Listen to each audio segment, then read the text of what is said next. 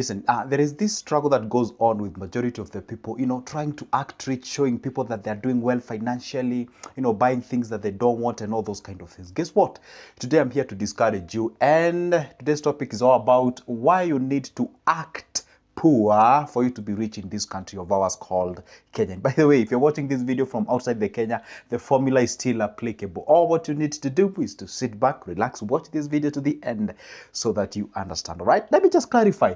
Acting poor, I did not say you, I said acting poor, right? So by the way, guess what? I'm sharing this information with you for free. Ain't gonna charge you nothing. The only thing I want from you in return as a favor is to subscribe to this channel. And I know you're like, okay, fine, how about I just watch it and don't, I don't subscribe? You can't know. Yeah, sure, I can't know, but I know how you don't do subscribe out there. Anyway, hit that subscription button so that you'll be notified when I upload a new good video. All right, and by the way, give this video a thumbs up. That's just like, doesn't cost you nothing. Let's get into the business now.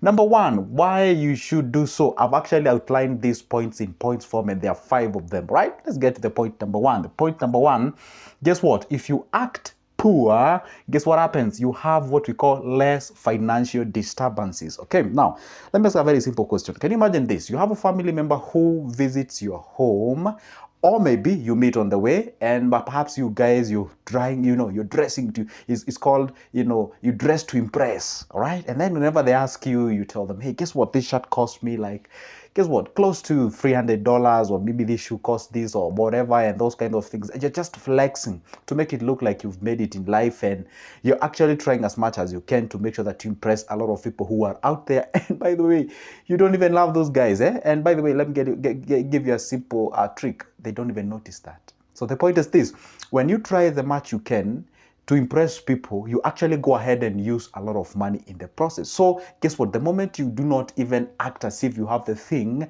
they tend, the majority tend to think like you guys were on the same level, so they won't disturb you a lot. It's like, can you imagine this? If you go to your brother's phone and you realize the guy has a balance of close to 300,000 in his balance, and then you have a problem of 2,000. So most likely you are like to call him or her, or maybe let's say your sister, call her, that is, and tell them to rent you or borrow some things from them. The reason as to why you've done so is because you saw something from their phone. All right. So that's the reality. So the point is this: if you act as if you do not have, guess what happens? You have less financial disturbances. But if you flex yourself out there, sometimes you don't even have, you're creating a false impressions to them that you have, then you're denying them, you helping them and all those kind of things. You kind of rub shoulders with them. All right, so avoid that. Okay, number 2. Now, guess what happens once you act poor? Point number 2 is that they don't expect a lot from you. And therefore, if they do not expect a lot from you, how is it beneficial to you? It is beneficial in the sense that now you'll be able to make your moves in a very systematic manner.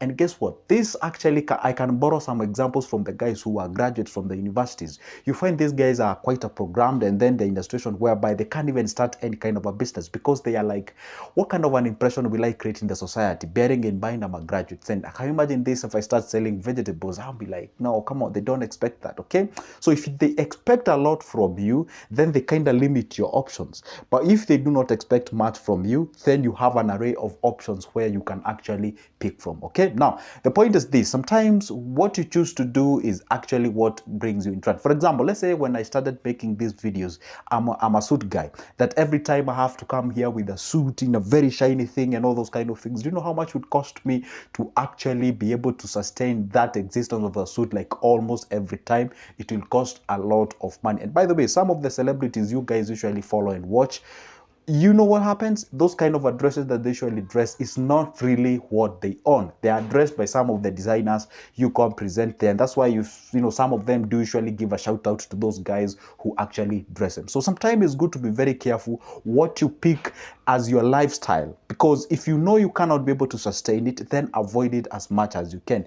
If you know you can afford it, then go ahead and incorporate it in your life. But understand this: there are always the repercussions. You ought to help those guys who you getting them perceive you as if you have some cash and all those kind of things. Okay, and I'm gonna give these weird examples. For example, say your family member visits your home and you have this 85-inch QLED TV, and maybe it's worth like hundreds of thousands in terms of Kenyan shillings, and then this guy asks them, then you tell them the actual amount of money. These guys, you create an impression like, hey, if you can afford a TV worth this amount of money, probably this guy, you've actually made it in life. And probably maybe, let's say you did save for that TV for the last maybe 2 years, and then this guy goes home and spread the information that, hey, guess what, Joseph has this kind of a whatever, and then everybody back at home knows now where uliomoka. That's what we say in Kenya, meaning like, everything is okay with you financially. Then they start trailing on you and telling you, hey, do this, and do the other kind of things. Okay, so that's it. Okay, now let's get to the third point. The third point is that not paying the expenses of fit in.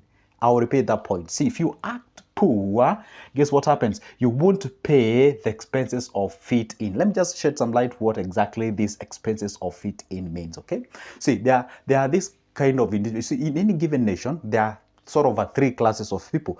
We have the ultra wealthy or the rich people, we have the the middle incomers, and we have the low guys. Okay, now the point is this, or the low incomers. Now point is this, these guys who are the middle here, they're the guy who try as much as they can to impress people that, hey, they're doing good in life. So now guess what happens? You see, that is called status. For example, say you are a teacher. Okay, let's say you live in a city like Nairobi and you tell somebody, I am a doctor. Then what do you expect they expect you where you live? Like where exactly do you think they will think you live?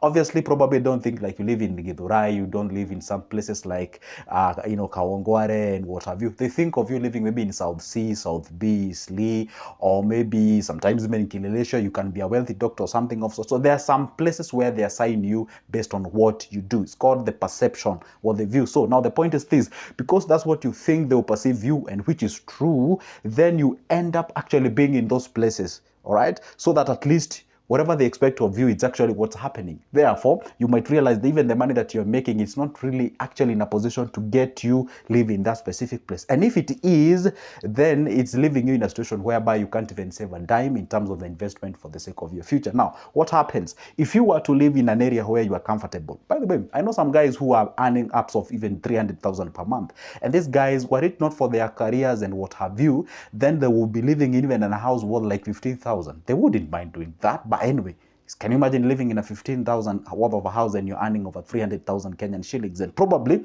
you're going to be visited by some of your acquaintances or your guys whom you work with or something of sort. Then you can just imagine the impression that they will create. So if you are strong enough, you wouldn't mind about it. But if you're weak, you end up migrating from that place. You go to maybe, let's say, in Kileleshwa, Kilimani, where you're paying 60, 70, 80,000 or even 100,000 per month in terms of the rent. Because now what you're doing is that you're playing that game called the fit in. You don't want to stand out. You want to fit in. Hey, this is where doctors drink. This is where lawyers drink. This is the joint where lawyers do this kind of things. I know you might perceive it from the point of view you are creating connection. That's very true. That's for the advantageous part of it. But also there is a situation whereby you can be using or doing some things that are not really okay. And this is where I usually find some problem with people. You ought to understand your background, where you are coming from, where you are, and where you are heading. So that, for example, let's say we have like 3 people here. 1, 2, 3. Okay, let me just give you a simple example. We have like 1, 2, 3 people. Okay, you are among of these 3 people, and you realize these 3 guys, you come from different background. Let's say all of you, or each and every of you, earns 300k per month. But one comes from quite a wealthy family. The other one comes from a, sort of a family that is somewhere. And the other one comes from a way low background. So this guy who comes from the way low background, he's expected a lot from the guys back at home, paying the black tax, educating their siblings and what have you. So if you subject yourself to the lifestyle of an individual who is not paying that big black tax out there, you're going to strain yourself. Sometimes it's all, as much as you want to create connection, understand your numbers and understand actually what fits and befits you before doing some things and later you start regretting. Does that make sense? Yeah, I hope I made sense. Okay, now that's point number 3. Point number 4, life becomes, guess what? When you act poor, guess what happens? Life becomes much affordable. It becomes much affordable. Like you realize, you see, I always tell people, we have 2 types of problems, okay? We have the real problems and we have the created problems. For example, let's say if you do not have something like a car, okay, and I want you to be a bit liberal in terms of what I'm saying, okay? And I'm not saying car is a bad thing, okay? So say if you have something like a car. So therefore it means, if let's say you don't have, let's say pick this example. This is an individual who doesn't have a car, and this is an individual who has the car, okay? Now, the individual who has the car, who doesn't have the car, obviously he doesn't care about the petrol stations, the fueling, the services, the mechanics, the industrial area where they're selling the spare parts and all those kind of things. So you don't even care about that because you have nothing related to those places, okay? And here, on the other hand, we have somebody who actually has the car. So you have to know how much the oil cost, the services, your mechanic, the fueling, and all those kind of things, the lighting, the headlights, the wiring. I mean, you have some problems that you actually bring on board. Every decision that you make when it comes to money, when you buy a car, there's some added challenges, there's some added problems, whatever comes on board, okay? Whenever you achieve something, for example, let's say you build yourself a house, of course there are repairs, of course there are, all those kind of things. Whenever the decision that you make, like when you go out there and get a kid, therefore it means, yeah, fine, kid is an amazing people, or the amazing creature that we do have. At the same time, you realize that, hey, guess what? It comes with its own expenses on top of that, okay? Now, the point is this. When you actually act poor, then it means like you ain't gonna buy those things before you actually position yourself in a situation whereby you can be able to afford it without any constraints. So when you do so, then the much of the money is actually channeled towards what? Towards investment. And by the way, that marks my fifth point. I'm gonna like join the 2 points at the same time. So point is, you find like when you live in such kind of a life, you realize that, hey, life becomes much affordable, and then you have a much of the options. For example, I said, for example, if you are doctors, you see, it's perceived that doctors ought to live in a certain place, or engineers or architects, they ought to live in a certain areas. So, and I gave an example of Nairobi. So they have selected areas, Hurlingham, Kilimani, Kileleshwa, and all those kind of places. And when you exhaust those, but when you can be able to live anywhere and everywhere, then it means you have an array of options out there. Okay, now, point number 5, kind of conjoined with the point number 4, is that much of the investable hands, you see, what happens when you act poor is that most of the money that should have channeled towards the fit in and expenses, the disturbances and what have you, guess what happens? That's what it's actually channeled toward investments and propelling the growth, whatever in your life. Okay, so much of that money that you've actually salvaged from all these levels that I've discussed, now you can be able to channel that. You see, now it becomes like what you have as an input becomes more, and therefore by default, or should be, then the output becomes big and big and big. And I didn't not say that you're supposed to work poor like the rest of your life. There's a disclaimer that I have to give. See, I did not say that you're supposed to do exactly that. No, once you do your investment, and then you realize that, hey, you're becoming in a situation whereby you can now sustain your life. Now you can be able to go adjust yourself step by step. That is exactly how you do, so that at least you know, hey, life is progressing all well. Remember one thing, whenever we invest, whenever we know now everything is good, now you can be able to buy those luxury things, likes of the cars and likes of all those kind of things. See, sometimes it's not even also good to make sure that, oh, whatever you've already invested, you're stable and you're still straining yourself, you're not even enjoying life and all those kind of things, okay? So it's always good to combine the two. But when you do it, is where a lot of people get it wrong. Hey, guess what, guys? This or that marks the end of my video on this particular video, actually. But not the end of me posting a video each and every time. So if you don't want to miss any good of my videos, do this. It doesn't cost you a dime, it's just free of charge. Make sure that down below there is a button written subscribe. It is in black. Hit that magical button, like the video, comment down below, tell me what you think. And by the way, do you agree with whatever I've just said? And if you do, tell me yes, I do. And by the way, you can always pick my number from the description of this specific video. Shoot me a call.